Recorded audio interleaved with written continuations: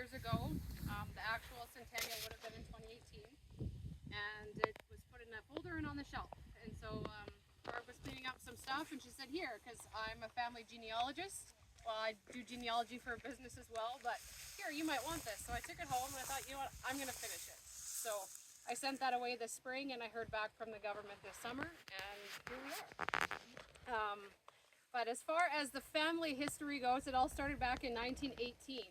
While living in Altona, my great-great-grandfather, Peter B. Wiebe, purchased a parcel of land here in the Burwalde District. The next year, the farm would become his newly wedded son, Peter P. Wiebe, and daughter-in-law, Margaretha Thiessen's homestead.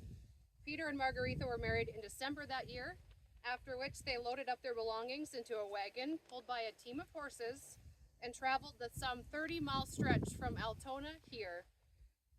And in today's day and age, it's hard to believe that somebody would take that kind of trip with a wagon and horses from Altona here. I can't imagine that the roads would have been very good. So quite a daunting start to their marriage together in this homestead. And why would they move out here?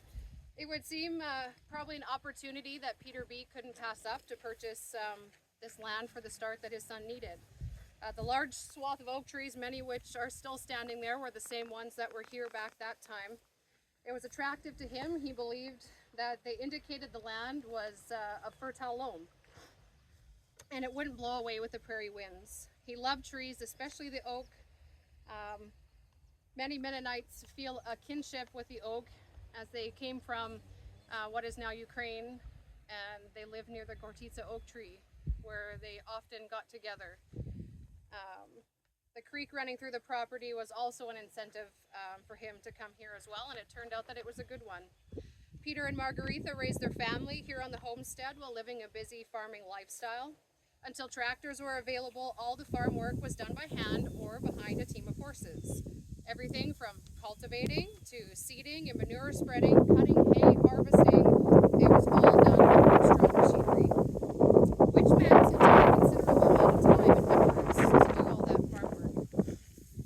Recollections of my great-grandfather's hired man, John, tell of how he could plow 5 acres a day with a 2-shore plow. Seeding took a couple of months, and cutting 20 acres during a day in harvest was considered a good day. So many of those who farm in today's agriculture industry, that seems like hardly anything at all. Lynette is working on that time of the season for her now too. We still have an original horse-drawn drill seeder that was used by my forefathers, and many other old farming relics here in the bush, and our plan for that one drill seeder is to take it home and somewhat restore it, and I'll probably plant flowers in it instead of using it what it was for. Peter P. was also said to enjoy spending time here in the woods and nature. He experimented with small gardens where he would try his hand at growing different or unusual seeds, such as millet, alfalfa, or canary seed. He also enjoyed tinkering in the schmade, or the workshop, which was something that passed down to my grandfather Frank, as I remember many days spent in the schmade tinkering with Grandpa, or secretly savoring chocolate bars that he hid out there from my grandma. On October 3rd, 1921, my grandfather Frank was born, the only boy among girls, having 3 sisters. Older sister Esther and younger sisters Elvana and Marjorie, and Aunt Marge is here with us today. And a family of 4 children was considered small for a family at that time. But they all grew up here on the farm, and eventually my grandfather took over. He apparently wasn't much into sports or even riding a bike, as most boys do, but he loved horses instead, which obviously has passed down the generations from him to my dad to myself, and Lane is starting to ride too. You could often find him behind a wagon and a team of horses. Frank married Anne Lowen in October on the 1st, 1949, and they moved into the main house on the farm, and Peter P. and Margaretha moved into a small bungalow across the yard. So my grandparents on the farm here raised my dad Rick and my Aunt Margot.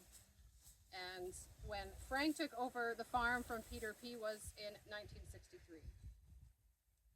The same year that Frank, my grandpa, took over the farm, he had the opportunity to get into the equine ranching industry, also known as the PMU. Grandpa had one of the first PMU operations in Manitoba, and that's where urine is collected from pregnant mares to produce a menopausal supplement for women. And it was the start of 40 years in the business for Frank and later my dad, Rick. Grandpa and Dad looked for ways to improve the viability and sustainability of the business and that of the foals raised through the pregnant mares, and they were the first equine ranchers in Manitoba to use registered horses in their barns. Grandpa found and purchased a group of registered Appaloosas, which he always had a soft spot for his whole life, and then later added quarter horses and paint horses. Many good horses of quality and top bloodlines were raised, bought, and sold here at the farm over the years. Grandpa loved to share his love of horses with others, and anyone that wanted a horse or wanted to learn how to ride when they were children, growing up in the era of my grandpa, this is where they came. And lots of them mucked out stalls just for a chance to spend some time with the horses. And I still have people coming to me today, reminiscing of the day when they bought their first horse from Grandpa or from my dad, and how special they were. My dad began training horses at an early age and got to be quite a hand with them. People came from far and wide, not only to buy horses from the farm, but to have them trained. And my dad trained horses for a lot of people, including some very wealthy families in the city of Winnipeg. His skills were sought after, and he trained horses of all breeds and disciplines. But his favorite kind of horse were a cowboy's kind of horse. Dad was a cowboy at heart. He had plans to move out to Alberta, is what I was told. That's where cowboy country is.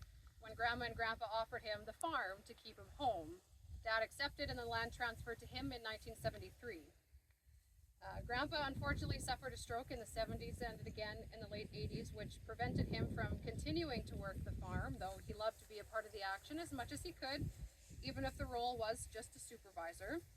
He really enjoyed watching my sister and I ride our horses. He never missed a local fair, gymkhana, or rodeo that we were in as long as someone would take him. Dad continued to run the PMU business and strived to raise quality registered horses, continually improving the program wherever he could. In 1986, began a 31-year career running horse auction sales. So the Rocking W Ranch production sale started small in the arena at the Miami Fairgrounds as a way to market the foals from the PMU industry. In the coming years, other ranchers would join in, bringing their foals to the production sale, including Ryan Reichert from Thornhill area and Doug Griffin from Darlingford, just to name a couple. In time, the sale outgrew Miami, and we moved it to Brandon, to the livestock yards, and then eventually to the Keystone Center. Rocking W Horse Sales became Western Canada's premier production and consignment horse auction, bringing in horses as well as buyers from all over Canada and the United States. Its humble beginnings as a full production sale expanded to include the sale of several PMU producers' foals each year to all breeds and disciplines and horses on consignment from various sellers. There were some fantastic years with the high sales and a lot of good selling horses, but in the early 2000s, the horse market got to be pretty tough. Prices were sinking, and Dad really tried to stick it out, and he believed with all his heart that if the producers just held on, things would get better. Eventually, the time came to hang up his hat, and the last Rocking W horse sale auction happened in September of 2017. The market would eventually turn around a few years later, and now in 2024, the horse market is as high as it's ever been. Dad was right.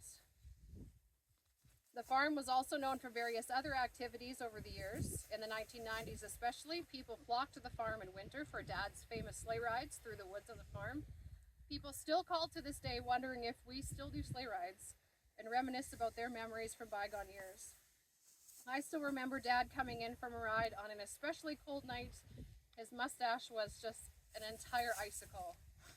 Grandpa also loved a good team of horses and for many years was involved in several trail rides in southern Manitoba, driving a team instead of riding a horse on day-long trail rides and even many overnight trail rides in the Pembina Valley.